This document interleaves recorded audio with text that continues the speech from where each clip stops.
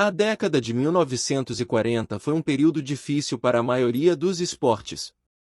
A Segunda Guerra Mundial deixou a economia global em ruínas, e os esportes impopulares de todos os tipos se tornaram cada vez mais raros. O jiu-jitsu foi gravemente afetado por isso, e Hélio Gracie não havia lutado desde 1937. Oswaldo Gracie faleceu em 1943, e a cena de competições brasileiras estava efetivamente em silêncio. Um esporte que conseguiu prosperar nos anos imediatamente após a guerra foi o boxe, com lutas famosas como Sugar Ray Robinson vs Jake LaMotta em 1945 e Willie Pep vs Sandy Sadler em 1949. Em 1950, a febre do boxe chegou ao Brasil, com o principal lutador peso-pesado das Américas, Joe Louis, viajando para o Rio para competir em uma série de lutas de exibição.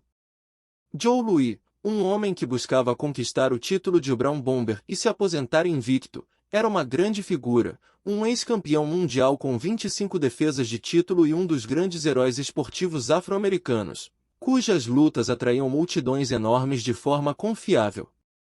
A família Gracie viu uma oportunidade de entrar nessa ação, e Hélio começou a emitir desafios ao boxeador itinerante, propondo um combate sem limite de tempo, onde golpes e agarrões seriam livremente permitidos.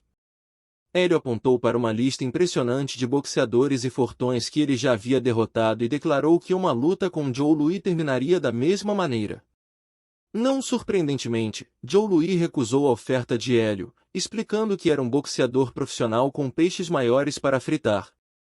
Embora sua tentativa de lutar contra o melhor boxeador do mundo tivesse falhado, a paixão de Hélio pelo auge do jiu-jitsu desafiando partidas na década de 1930 parecia ter sido revivida. Apenas 2 meses depois, ele encontrou um oponente adequado, Landulfo Curibo, também conhecido como Relâmpago Humano, que ele derrotou em menos de 4 minutos com um estrangulamento. Poucas semanas depois, Hélio lutou outra luta contra um especialista em jiu-jitsu chamado Azavido Maia, e mais uma vez derrotou seu oponente, desta vez em apenas 2 minutos.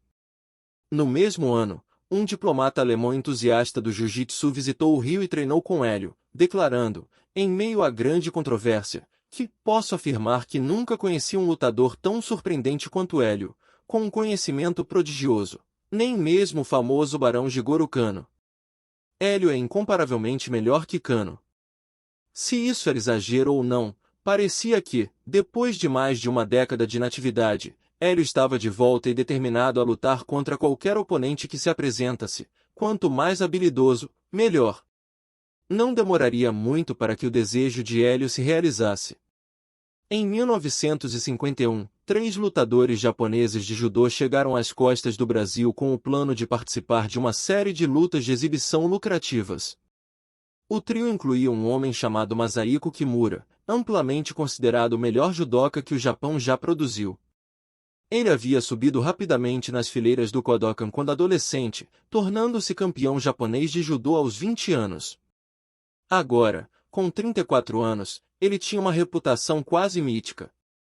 Dizia-se que ele treinava mais de 5 horas por dia e que seu gozotigari ou reversão externa de perna era tão forte que podia quebrar uma árvore em flor.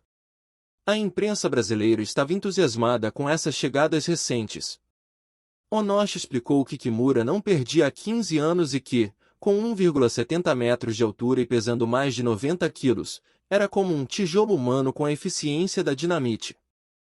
O público brasileiro ficou encantado com essas chegadas recentes. Desde os tempos de Mitsuyo Maeda, nunca tinha se visto judocas tão autênticos e aclamados no Brasil. Kimura explicou que Kato, um dos companheiros japoneses, se voluntariou para lutar contra Hélio I, talvez como uma forma de fazer um teste antes que Kimura enfrentasse os melhores oponentes. A decisão também fazia sentido do ponto de vista de marketing. Se Hélio fosse capaz de derrotar Kato, isso prepararia o cenário perfeito para uma revanche nacionalista entre o campeão brasileiro e o campeão japonês. Quaisquer que fossem as razões, a luta entre Hélio e Kato estava marcada para setembro de 1951 no estádio do Maracanã, no Rio. Desde o início, a luta seguiu as dinâmicas tradicionais de um especialista japonês em lançamentos versus um lutador brasileiro no chão. Cato conseguiu derrubar Hélio regularmente, e, em troca, Hélio arrastou Cato para o chão. A partir daí, Hélio estava em posição dominante, embora não conseguisse atacar eficazmente.